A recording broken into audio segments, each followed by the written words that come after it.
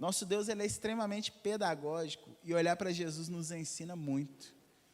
Jesus, ele era extremamente estratégico em suas abordagens, e a sua fala sempre visava produzir algum fruto maior. Olha só, no versículo 22 e 23, esse texto começa de uma forma muito interessante. Depois, Jesus foi pelas cidades e povoados e ensinava, prosseguindo em direção a Jerusalém. Alguém lhe perguntou: Senhor, serão poucos os salvos? Lembra que eu falei com vocês que uma frase me chamou a atenção nesse texto, logo no início? Foi justamente essa pergunta: Senhor, serão poucos os salvos? Isso ficou martelando na minha cabeça, e eu falei: Senhor, o que o Senhor quer me dizer com isso?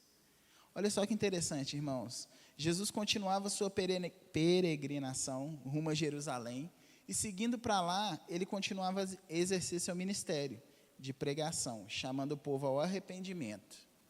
Durante a caminhada terrena de Jesus, onde ele chegava, algo acontecia, sim ou não? Onde ele abria a boca, podia esperar que um milagre ia ser derramado de alguma forma, seja um coração sendo transformado, seja um morto sendo ressuscitado, seja um paralítico sendo curado. Fato é que onde Jesus está, nada permanece da mesma forma. Quer ver um milagre na sua vida? Convida Jesus a habitar na sua casa. Convida Jesus a caminhar com você diariamente. Você vai experimentar milagres diários. Jesus chegava, irmãos, e corações se derretiam diante dele, e almas eram completamente confrontadas e transformadas ao ouvir o Mestre. A palavra do Senhor nunca volta vazia, e nada acontece por acaso. Tudo está debaixo do controle da potente mão do Senhor. Como as pessoas costumam dizer, irmãos, nada acontece sem a permissão de Deus, não é verdade? E de fato é assim mesmo. Isso significa soberania. Então o Senhor está no controle de todas as coisas. E não foi por acaso que Deus encontrou com essa pessoa aqui no meio do caminho, e no coração desse alguém que chegou a Jesus, a pergunta foi: Senhor, serão poucos os salvos? E essa é uma pergunta que ecoa aos nossos ouvidos até o dia de hoje. Sim ou não? Quem nunca se fez essa pergunta? Ou só eu que já parei para pensar nisso aqui, irmãos? Já parou para pensar como é que vai ser o céu? Povos de todas as tribos, línguas, raças e nações. E aí a gente esquece de uma palavrinha: e gerações também. Então vai ter gente demais, não vai? Ou não? Nós não sabemos o número dos eleitos, a Bíblia não mostra. Mas fato é que ali logo na primeira igreja víamos, Pedro prega uma vez, 3.000 se convertem, 5.000 se convertem. Nós vemos no dia de hoje o avanço da igreja, vários movimentos em prol do avanço do evangelho. Então eu acredito que vai ter muitas pessoas lá, amém? Todos nós temos curiosidade a respeito da vida pós-morte, todos queremos saber como viveremos do outro lado. Será que envelheceremos? Vamos trabalhar lá, será que vamos nos cansar do trabalho? Será que vamos dormir? Na Bíblia fala que vamos nos assentar à mesa com as bodas do Cordeiro. Então vou sentir fome? Como que será isso? Vai ser só naquele momento específico ali das bodas? Ou todos os dias eu vou ter que me alimentar como é aqui na terra? São várias perguntas que permeiam o nosso pensamento, não é verdade? Para algumas a Bíblia traz respostas, para outras a Bíblia não traz a resposta. O Senhor revelou o que era essencial e necessário para caminharmos aqui entendendo quem nós somos, o que aconteceu conosco, quem Deus é, o que Ele fez por nós e para onde nós vamos, se o amarmos, e para onde nós vamos se não o amarmos, amém? Mas nota uma coisa interessante que aprendemos nesse texto. O homem pergunta para Jesus se serão poucos os salvos. E Jesus sabia a resposta, sim ou não? E o que me chamou a atenção foi que Jesus não respondeu o que ele perguntou, da forma que ele perguntou. Mas Jesus respondeu o que ele precisava ouvir. Muitas vezes, irmãos, vamos questionar coisas para Deus, e não é pecado perguntar para Deus. Ele quer um relacionamento, a oração é isso, é se relacionar com Deus. Às vezes ele vai te responder que sim, às vezes ele vai responder não, às vezes ele vai responder talvez, e às vezes ele vai ficar em silêncio, como ele ficou com Jesus no Getsêmani. Se possível, passa de mim esse cálice. O que Deus respondeu para ele? Nada. Silêncio absoluto. Mas é interessante que quando Deus nos responde, Ele responde não o que a gente quer, mas o que a gente precisa. E foi exatamente o que Jesus fez com esse homem que perguntou, ou mulher, né? Fala que alguém perguntou para ele. Ele respondeu exatamente o que essa pessoa precisava ouvir. E Deus é tão maravilhoso que ficou registrado para que você e eu ouvíssemos isso essa noite. Está no versículo 24. Olha a resposta de Jesus. O homem pergunta: serão poucos os salvos? Jesus responde: ele lhes disse: esforcem-se para entrar pela porta estreita, porque eu lhes digo que muitos tentarão entrar e não conseguirão. Irmãos, a preocupação do que perguntou era saber se a quantidade. Vão ser poucos os que vão ser salvos? Porque certamente era alguém que conhecia a lei de Deus, e a gente vê que as exigências de Deus são altas na lei, sim ou não? Por isso que Jesus teve que cumprir em nosso lugar. Nenhum de nós seria capaz de cumprir. Nenhum de nós estava apto a cumprir toda a lei de Deus. Porque senão seríamos um de nós que seríamos pregados na cruz, e não Jesus. O sacrifício tinha que ser perfeito. Só que Jesus, aproveitando dessa pergunta, ele faz um chamado, ele dá uma exortação à perseverança. Enquanto o foco do que perguntou estava na quantidade, Jesus fala para não se preocupar com a quantidade, mas se preocupar se você está trilhando o caminho da porta estreita. E a pergunta que eu faço para cada um de vocês, e que eu me fiz em casa, e faço de novo agora, e para quem nos ouve em casa também: qual o caminho que você está trilhando? Você está preocupado realmente em passar pela porta estreita? É uma pergunta boa, irmãos.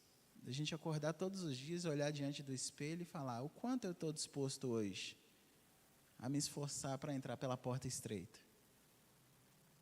O quanto eu estou disposto? Porque ninguém quer ir para o inferno, sim ou não? Até o que está vivendo a vida doidona lá fora, o cara fala que quer ir para o céu. Mas, para ir para o céu tem a exigência: aquele que tem os meus mandamentos e os guarda. Mas espera aí, é só eu obedecer então à lei de Deus? Não. Qual que é a outra exigência?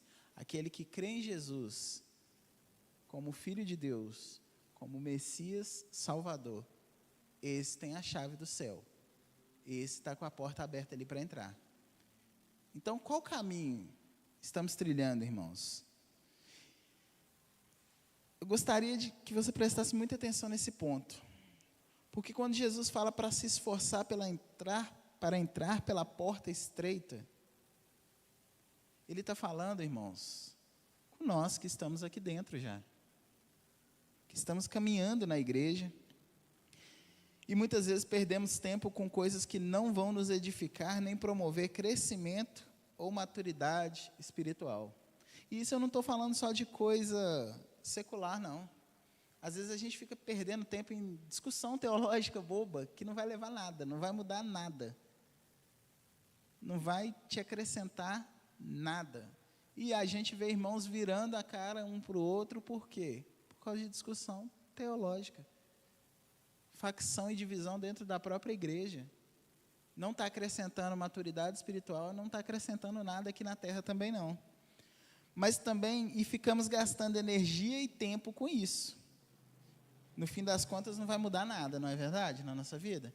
Se Jesus voltar antes da tribulação ou depois, vai mudar? Quem está com Ele, está com Ele. Ou se é durante a tribulação, quem está com Ele, está com Ele. Eu acredito que seja depois, irmãos.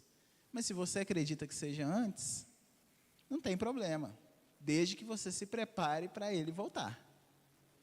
O grande problema de crer que Ele vai voltar antes da tribulação é que muitas vezes, se a tribulação chegar, o seu coração pode não estar preparado o suficiente para aguentar o sofrimento. Então, tem coisas que são percas de tempo a gente discutir, mas que são importantes a gente refletir. Porém, irmãos, Jesus alertou que muitos tentarão entrar pela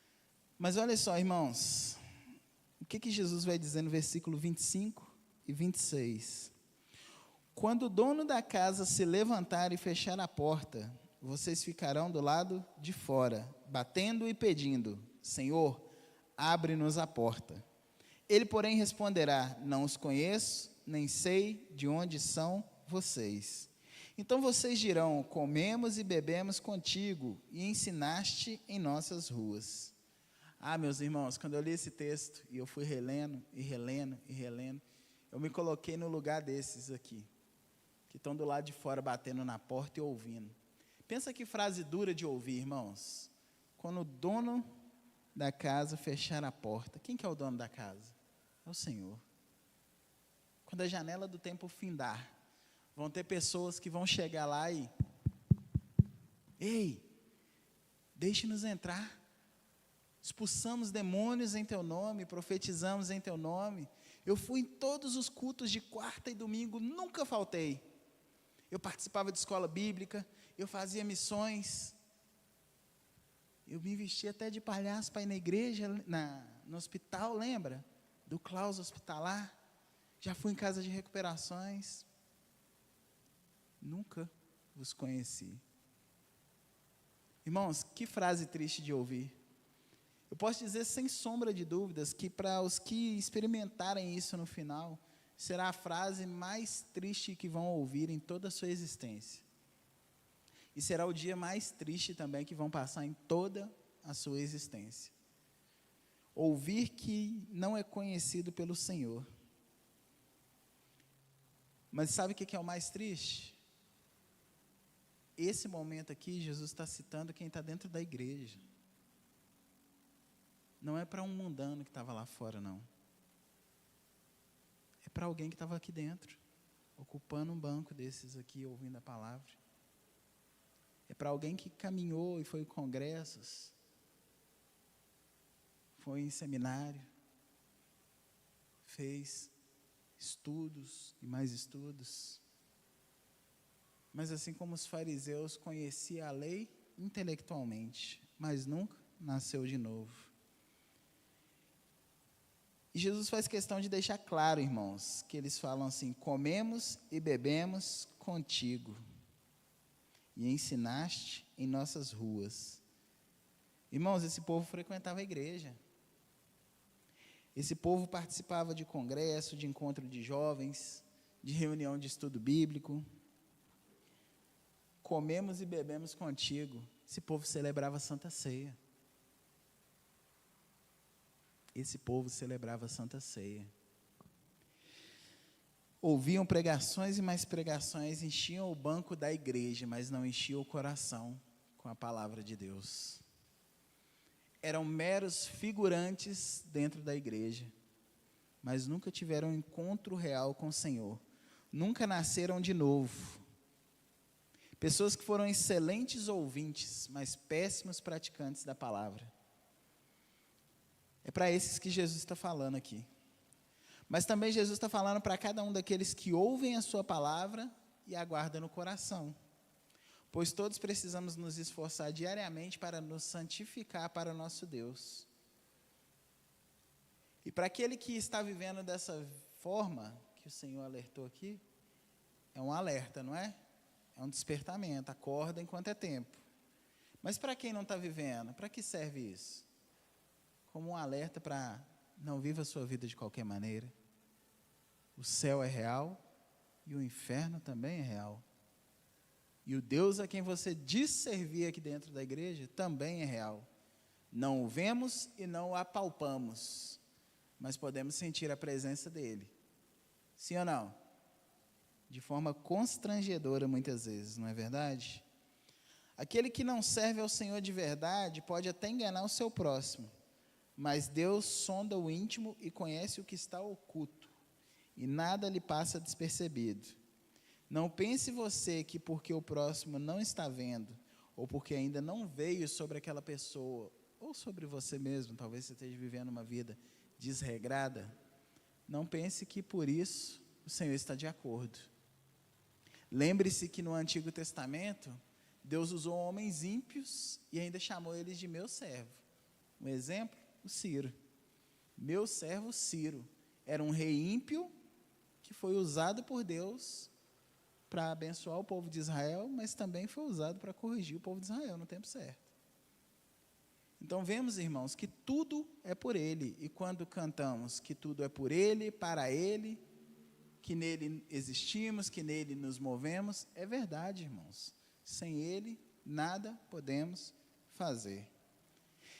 E a janela do tempo está findando.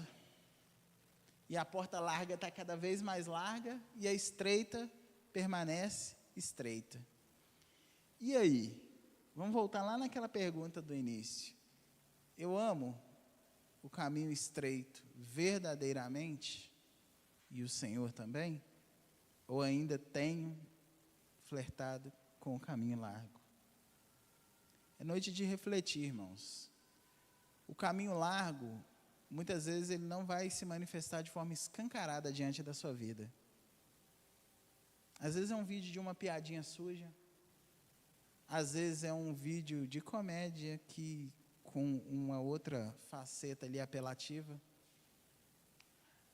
Às vezes o caminho largo vai vir te seduzindo com uma mentirinha que não tem nada a ver.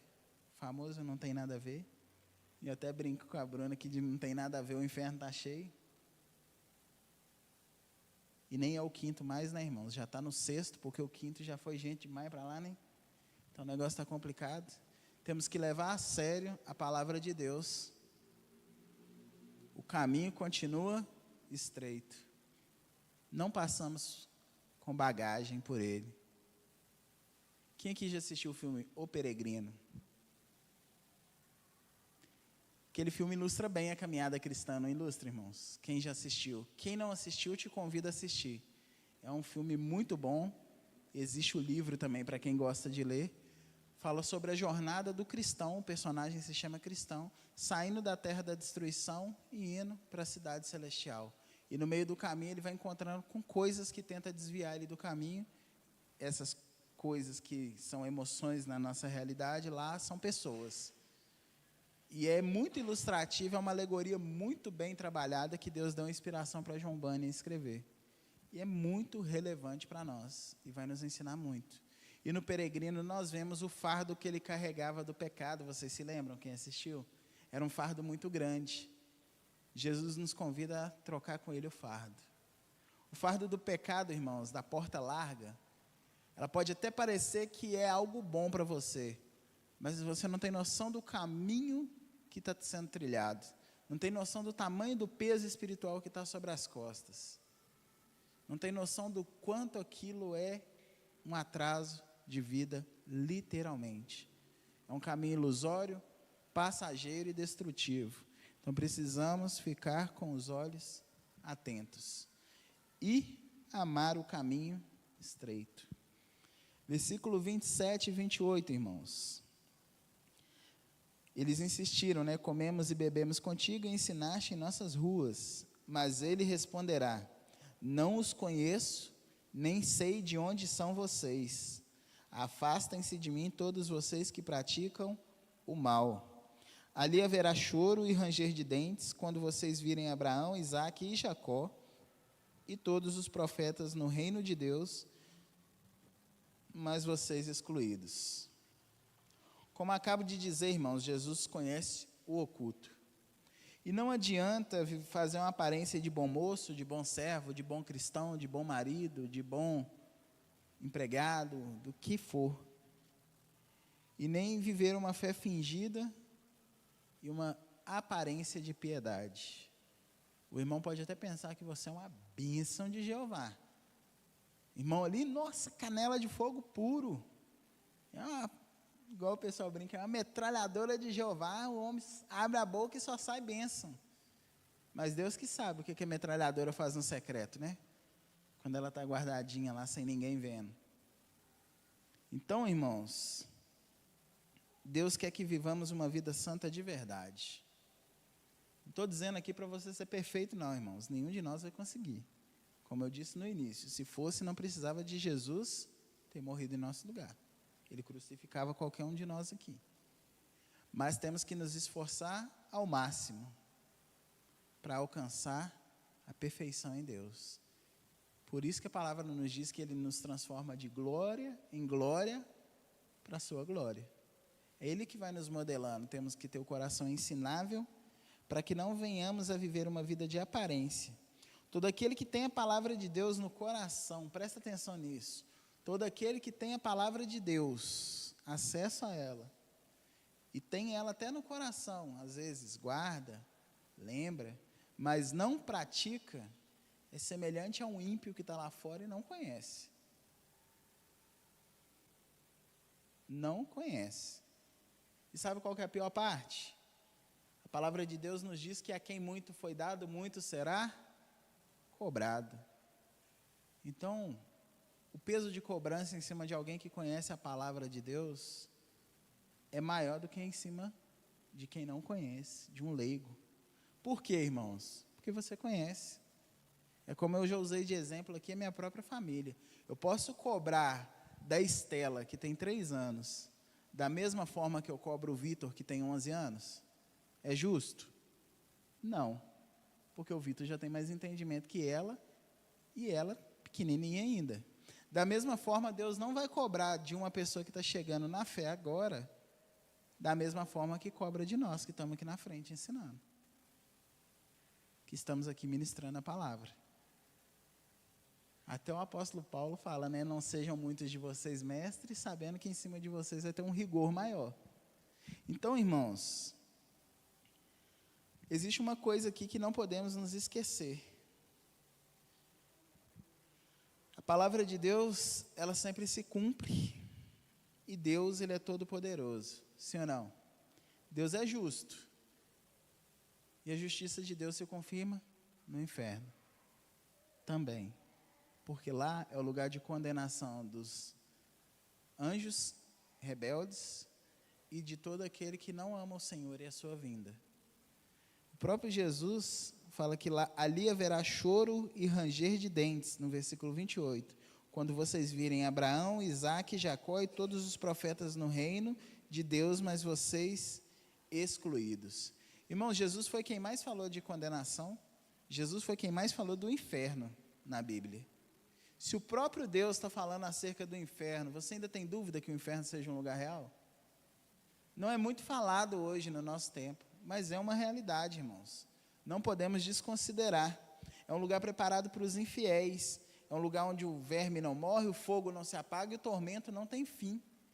Você certamente já ouviu a parábola do rico e o Lázaro, contada pelo próprio Jesus. E vocês viram lá, quem não leu, depois leia, que claramente o rico tinha lembranças do que ele viveu aqui na terra.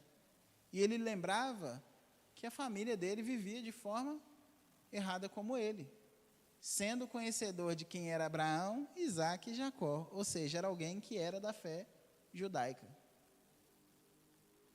Da mesma forma, Lázaro lá em cima tinha lembrança das coisas que ele passou aqui. Então, irmãos, não faz sentido você viver uma vida para Deus aqui e do lado de lá você não lembrar de nada que você passou aqui. Pensa só, vamos refletir juntos. A Bíblia é a história da glória de quem? De Deus, certo? Imagina, Deus vem, o homem se lambuza todo no pecado através da vida de Adão.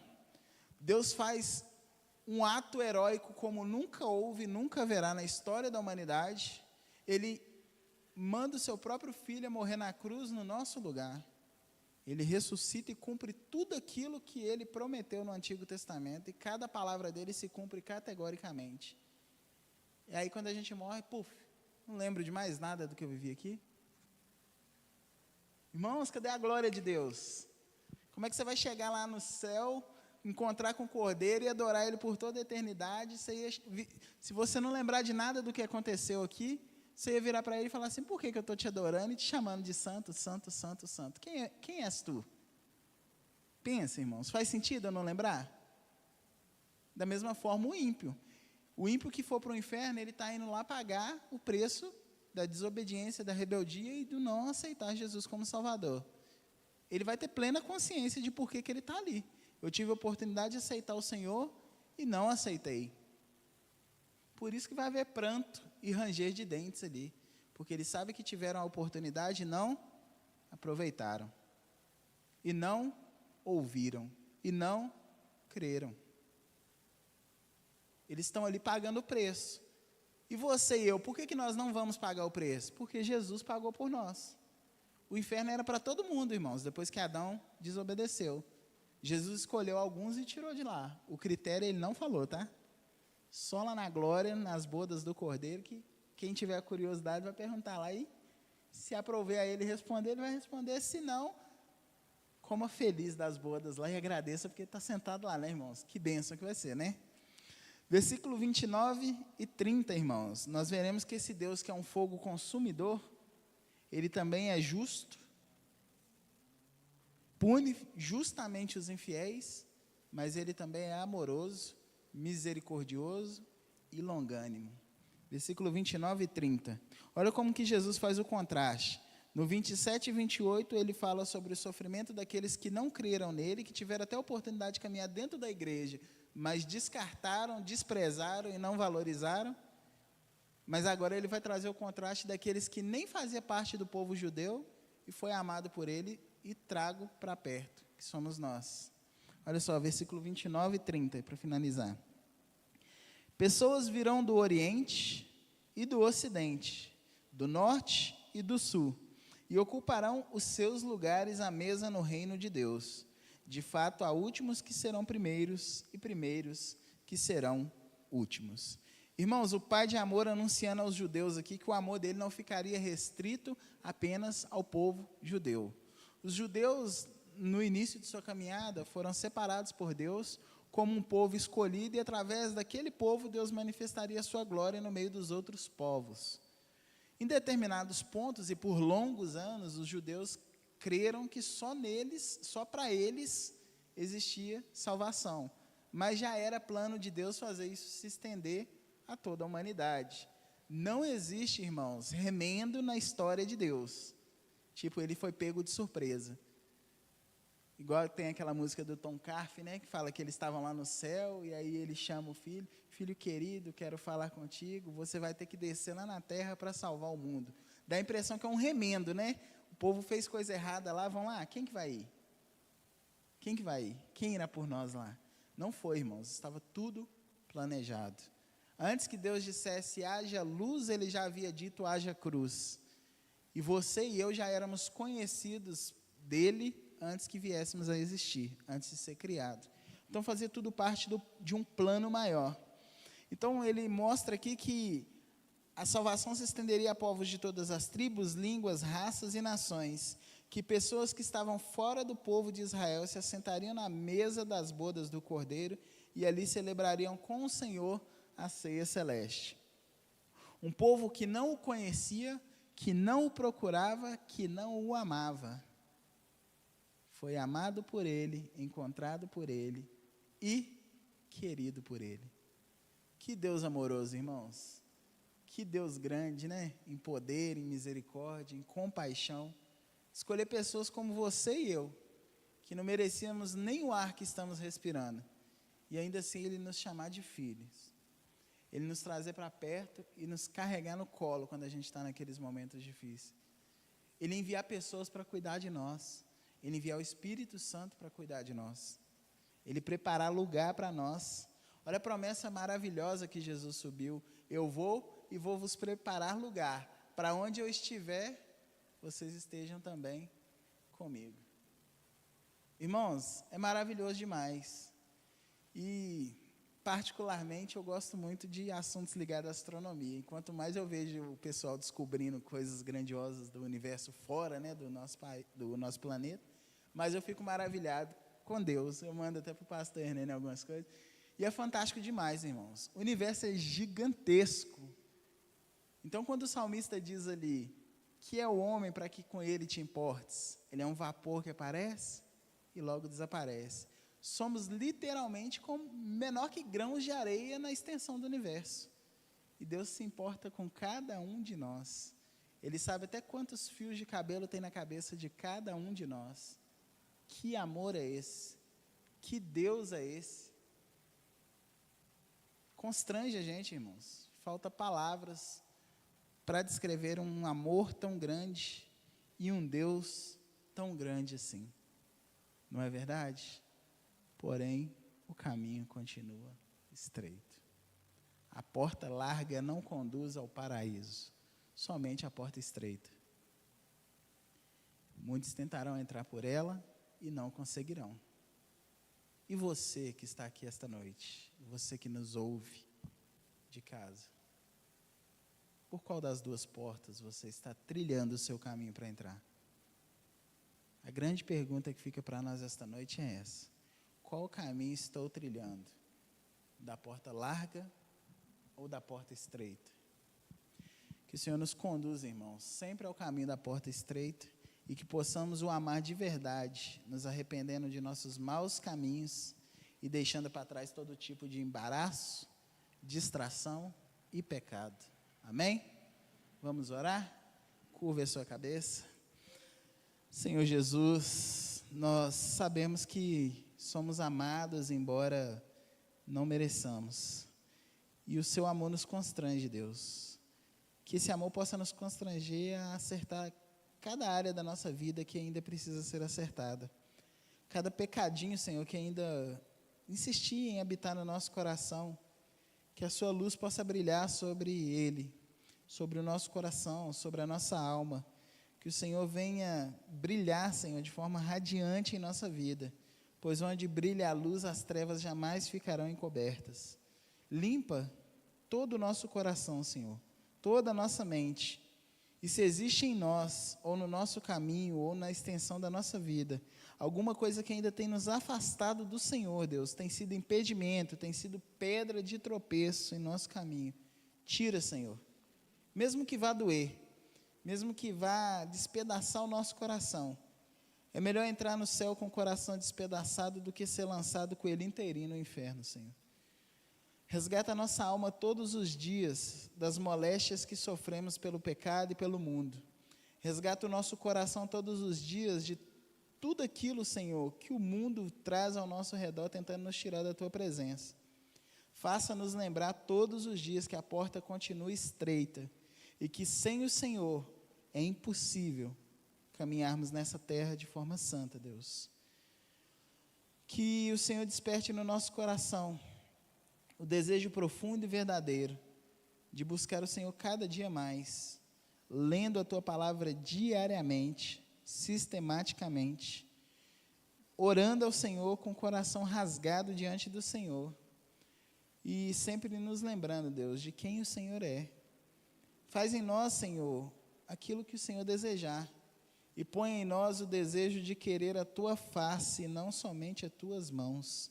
É bom, Senhor, ter as Tuas mãos estendidas sobre nós, mas melhor ainda é contemplar a Tua face. Que o nosso coração possa encontrar guarida em Ti, Senhor. Que o nosso coração possa encontrar alegria e satisfação plena na Tua presença. Porque como o Salmo 23 diz, se eu tenho o Senhor, se o Senhor é o meu pastor, eu não tenho falta de mais nada, eu não preciso de mais nada, o Senhor é tudo que eu preciso. Que essa seja uma realidade na vida de cada um de nós. Em nome de Jesus nós oramos, certos de que fomos ouvidos e esperançosos de que se cumprirá em nossa vida. Amém e amém.